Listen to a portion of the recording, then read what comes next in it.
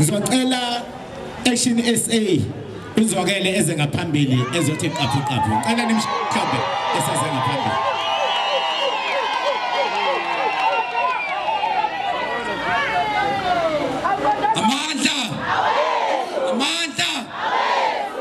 Yimpi le bafowethu yimpi kodwa ngizwile khona bathi khona uphayela umthakathi melekiwe ePhoyini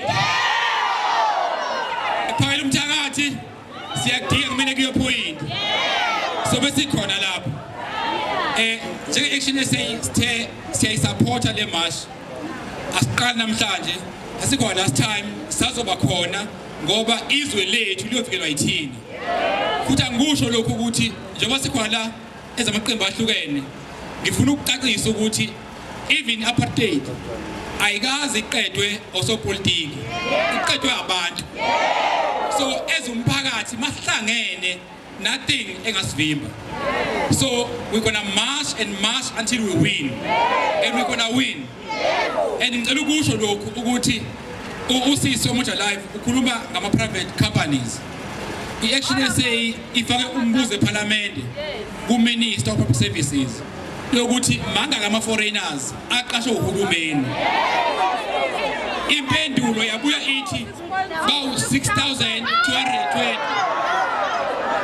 aqashwe uhulumeni wethu lo esimvotelayo kodwa ukhuluma ngaphandle futhi angisho ukuthi siyakubalekela lento yokuthi uma sisukumela izwe lethu kuthiwe we are being xenophobic. There is nothing xenophobic by saying to our government, enforce our laws. We have laws in this country. Okumele enforce. So asiqhubekeni silwe. Okunye kumele sikwenze futhi ukushintsha iconstitution. Kune party lapha yana ethi everyone have a right to health and education. Kumele that clause ishintshe ithi citizens have a right, not everyone.